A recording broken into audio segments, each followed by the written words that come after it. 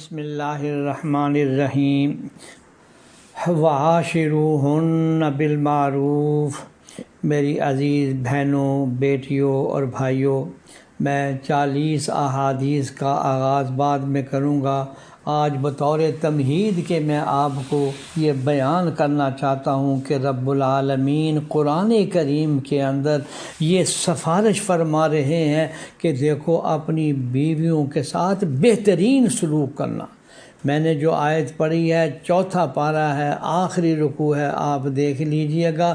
تو میں بتلانا یہ چاہتا ہوں کہ میاں اور بیوی کے درمیان اتنے حقوق ہیں، ڈر یہ لگتا ہے کہ کہیں ان حقوق کی ادائیگی میں کوتاہی ہو اور ہم میدان محشر میں نہ پکڑے جائیں۔ آپ روایتیں سنیں گے کہ میدان محشر میں سب سے زیادہ نیکیوں کے پلڑے کے اندر جو وزنی چیز ہوگی وہ بیوی کے ساتھ حسن سلوک ہے۔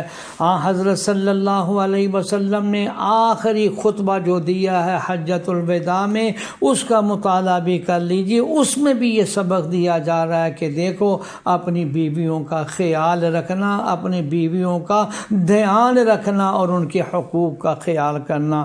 پھر حضرت صلی اللہ علیہ وسلم کی ایک حدیث ہے، جو میاں بیوی کو پیار کی نگاہ سے دیکھے، بیوی میاں کو محبت کی نگاہ سے دیکھے، اللہ دونوں کو رحمت کی نگاہ سے دیکھتے ہیں۔ 21ویں پارے میں حق جل شانہ نے یہ فرمایا ہے، میں نے میاں بیوی کا تعلق صرف اور صرف اس لیے بنایا ہے کہ تاکہ تم ایک دوسرے سے سکون حاصل کرو۔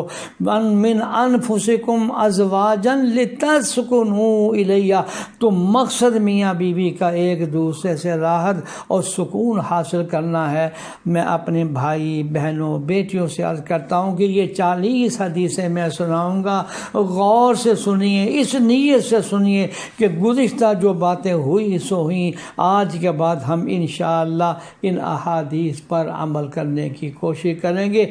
انشاءاللہ ہمارے گھر سکون والے، چین والے، راحت والے، عافیت والے بنیں گے، اور سب سے بڑھ کر ہمارے بچے اور بچیاں جو ہیں ماں باپ کے حسن سلوک کو دیکھ کر اس قدر اطاعت اور فرمانبرداری کریں گے کہ شاید ہم اس کا گمان نہ کر سکیں۔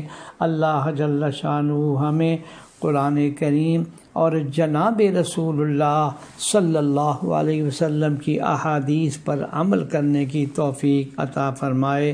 اب آگے آپ کے سامنے ہر روز کے حساب سے میاں بیوی کے حقوق کے بارے میں 40 احادیث آ رہی ہیں۔ اللہ قدر کی توفیق عطا